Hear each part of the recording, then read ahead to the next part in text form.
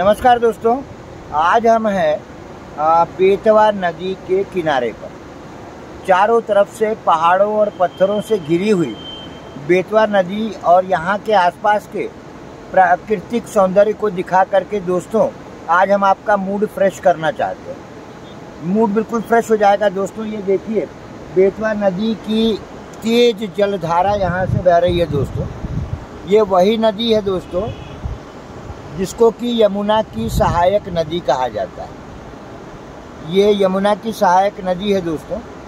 और आज हम हैं मध्य प्रदेश के टीकमगढ़ जिले के ओरछा में। ओरछा अपने आप में प्राकृतिक सौंदर्य और भक्ति से भरा हुआ स्थान है दोस्तों। इन पहाड़ों के बीच ये देखिए, ये पहाड़ दिख रहे होंगे आपको, ये ऊंचे ऊंचे पत्थर के टीले दिखाई दे रहे होंगे।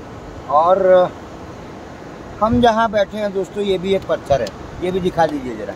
हम जहाँ बैठे हैं दोस्तों ये भी एक पत्थर है और इन पत्थरों में बहती हुई पतित पावनी ये नदी है बेतवा। बेतवा का सौंदर्य यदि आपको देखना है दोस्तों तो इसके लिए आपको ओरछा आना ही पड़ेगा। एक बात हम बताना चाहेंगे दोस्तों आपसे, अभी 15 मिनट पहले हम उत्तर प्रदेश में थे और अब 15 मिनट के बाद हैं हम मध्य प्रदेश के टीकमगढ़ ज़िले में। एक्चुअली हम थे झांसी में और झांसी से ये जगह मात्र 15 किलोमीटर की दूरी पर है दोस्तों। और इस प्राकृतिक सौंदर्य को निहारने के लिए और आपका मनोरंजन करने के लिए हम आए हैं। देखिए दोस्तों, ये कितना साफ़ पानी है, आपके घर से भी ज़्यादा साफ़ पानी। ये बिल्कुल पवित्र पानी है दोस्तों। और आपको याद होगा हमने आपको विदिशा से बेतवा नदी दिखाई थी दोस्तों। विदिशा की जो बेतवा नदी है वहाँ पर बहुत ज़्यादा गंदगी थी दोस्तों, तो वो गंदगी भी हमने आपको दिखाई थी अपने वीडियो में। और यहाँ जो बेतवा की सफाई है ये भी हम दिखा रहे हैं दोस्तों आपको। हम हैं, एक बार फिर बताते चलें आपको कि हम हैं टीकमगढ़ ज़िले के ओरछा में। ओरछा यदि आप इंटरनेट पर सर्च करके देखेंगे दोस्तों तो मेरा दावा है कि आप आने के लिए मजबूर हो जाएंगे। इतना प्राकृतिक सौंदर्य यहाँ चारों तरफ बिखरा पड़ा है दोस्तों। यहाँ ये जितने भी पेड़ हैं ये सब सागौन के पेड़ हैं दोस्तों। सागौन के बहुत बड़े बड़े जंगल हैं यहाँ पर। और देखिए, अब हम आपको दिखाते चलें। हम अपने सहयोगी से कहेंगे कि थोड़ा ये यहीं बैठे बैठे इन मंदिरों के दर्शन करा दें आपको।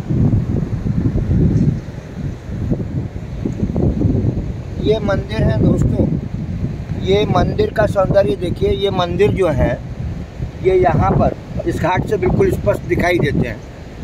और यहाँ पर जो है बड़ी अमेजिंग चीज़ें हैं दोस्तों। यहीं से हम अपने सहयोगी से कहेंगे कि वो आपको बैठे बैठे ओरछा का किला भी दिखा दे दोस्तों। ये सामने देखिए दोस्तों, ओरछा का किला दिखाई दे रहा है। ये सामने आपको किला दिखाई दे रहा होगा दोस्तों।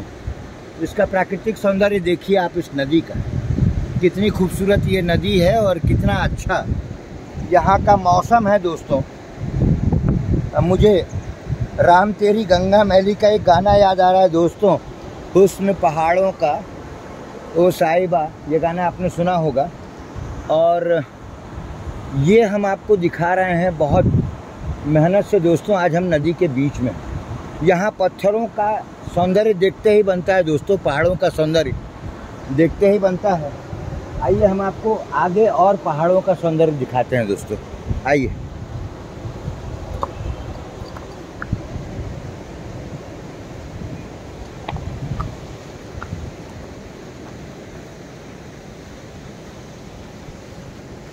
ये देखिए दोस्तों, कलकल बहती हुई नदी और इसका जल प्रवाह मन को प्रसन्न कर देता है दोस्तों।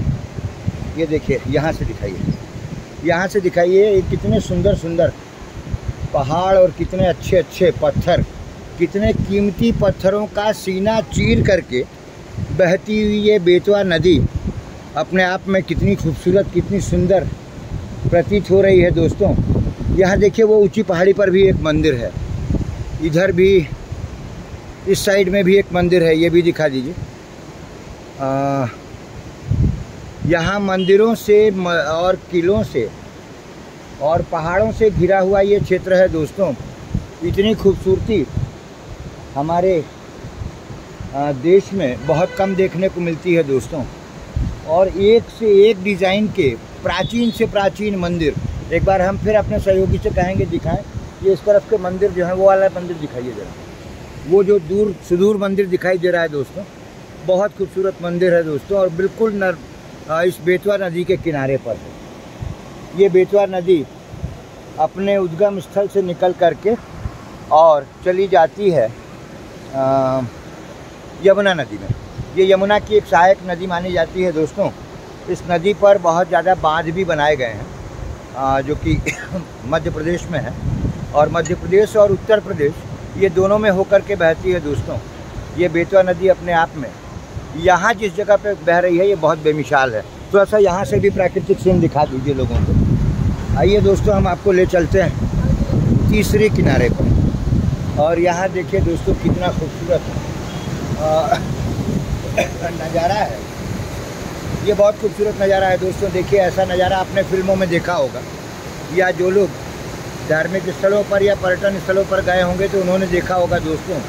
ये नदी की कलकल बहती हुई धारा अपने आप में बेमिसाल है दोस्तों, और इसकी कल्पना नहीं की जा सकती कि हमको कितनी खूबसूरती यहाँ पे दिखाई दे रही है दोस्तों। यहाँ खूबसूरती को वही महसूस कर सकता है जो यहाँ पर आए दोस्तों।